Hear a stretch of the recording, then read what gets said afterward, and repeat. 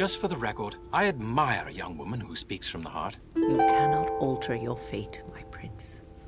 However, you can rise to meet it if you choose.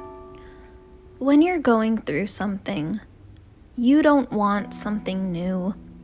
You want comfort.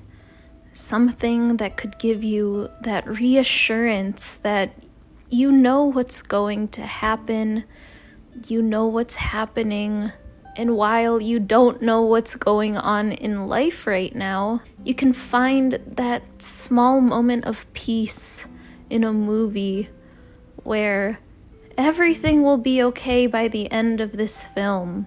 And for the longest time, Ghibli movies have been that for me. Especially right now. If you can't tell, I'm kind of going through something.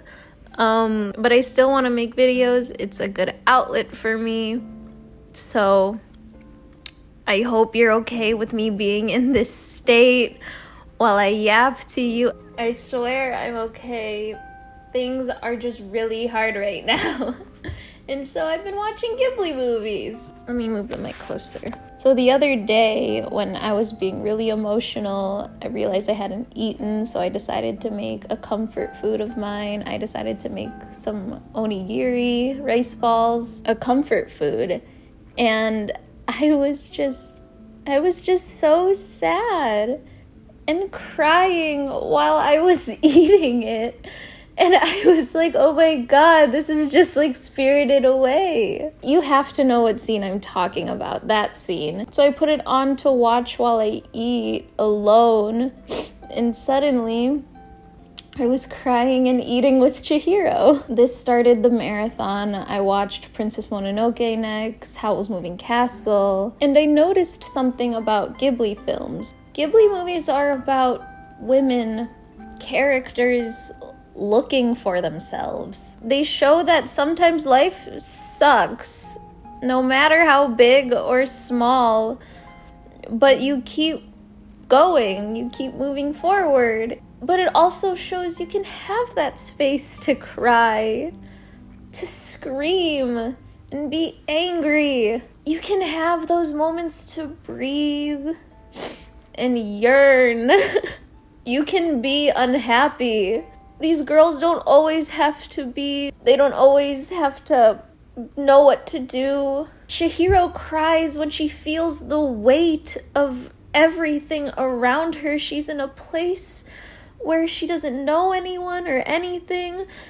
She doesn't know what's going to happen to her parents.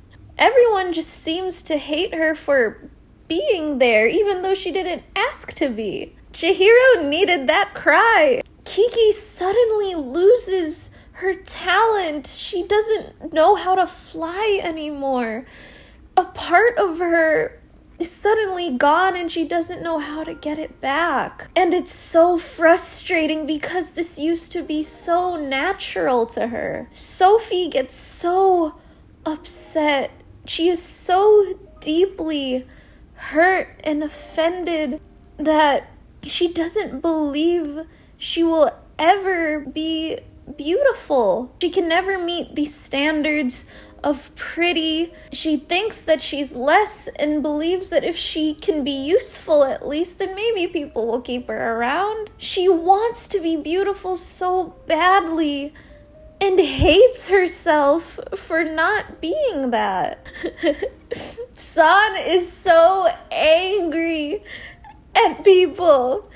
She's so mad about the life that she has is being taken away. She has a hatred for people destroying her home and what she knows. Kaguya is forced to live a life she doesn't want to be in, to the point where she's living with so much regret and yearns for the life she used to have that she runs away and leaves her loving parents. Shizuku is desperately trying so hard, but she still doesn't feel enough. She's just so frustrated with how behind she feels, comparing herself to others. She wants the person she loves to look at her like it's whatever she does is good. And Anna's just gay and depressed.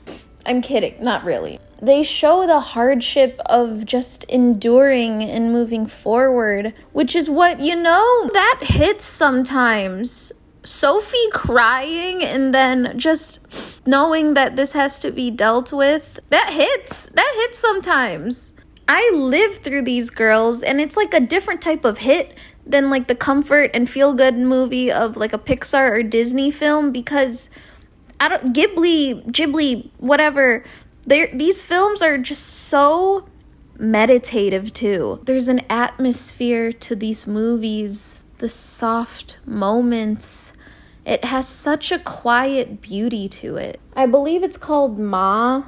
Hayao Miyazaki said it's a word that shows it's a purposeful silence. It's a purposeful moment. I don't have a hair tie.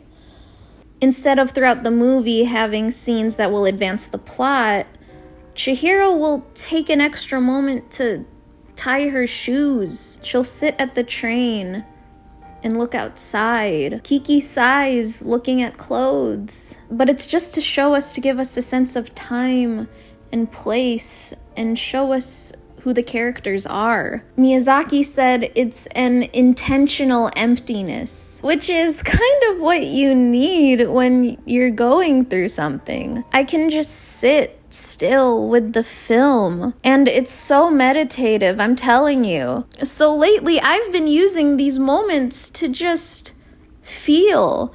It gives me just like this small bit of relief from the outside world sometimes, And so the silent moments lately in Ghibli films have been giving me that space. Sometimes it'll let my mind wander, and sometimes for a moment it'll make me not think about what's going on right now. Ghibli films also bring me back to a time before I had all these feelings. So of course nostalgia is a big part of Ghibli films being a great comfort movie. My dad is the one that got me into anime.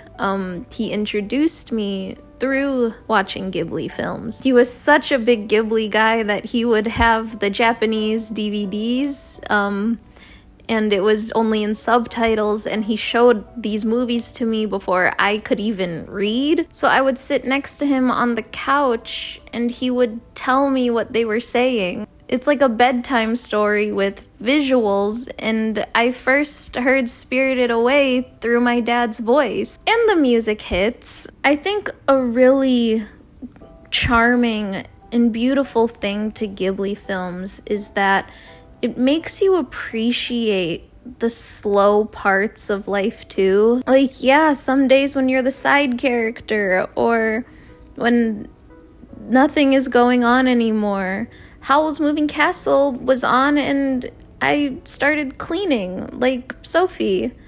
Watching Kiki made me want to lay out in the sun for a bit, lay in the grass. I want to think if there's like a specific mood for each Ghibli film, like how much comfort you need, you should watch a certain film. Maybe the more magic, the more comfort you need. Oh, maybe if it's how alone with your thoughts you need to be or feel. Castle in the Sky is so quiet and soft, and my brain would be so loud. The stillness is why I get people prefer the other Ghibli movies, but Castle in the Sky is also I love Castle in the Sky. I love they're doing construction outside. I hope you can't hear them. I don't want to re-record this.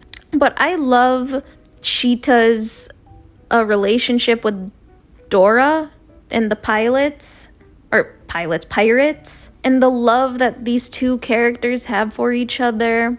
It's beautiful. So what I said is a lie. That magic has nothing to do with it. Like, there's a lot of magic in this movie, and if you just want fun, brain off, watch Ponyo. Something more grounded, Whisper of the Heart. If I want to be so sad to the point I've forgotten what I was originally sad about in the first place, Grave of the Fireflies.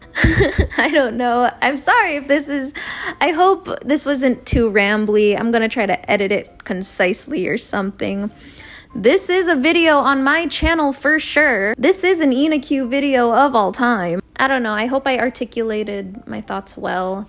If you relate, why do Ghibli films give you comfort? Which movies are specifically comforting to you? Let me know. It's not like I care or anything.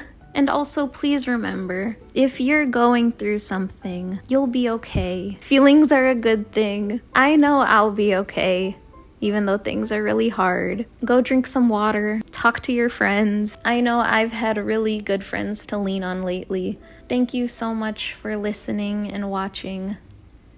I'll see you in the next one with a hopefully more happy video. So I hope you found this video comforting, but before you go, I also wanted to tell you about something that's been really comforting, something else.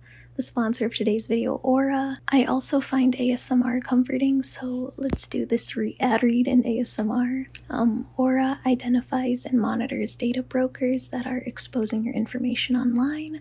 They monitor your email, passwords to see if they were involved in a data breach and gives you recommendations on what to do. If you didn't know, recently over 2.9 billion records were stolen from the National Public Data, which offers personal information to employers, private investigators, and others doing background checks. These stolen records include a person's full name, address, date of birth, and most importantly, even your social security number. Members of this hacker group have reportedly released this information online for free. If you weren't taking precautions with your personal information online before, this should be a huge wake-up call. You've never been more vulnerable online than you are right now. On top of doing all of that, Aura also provides a VPN password manager and so much more.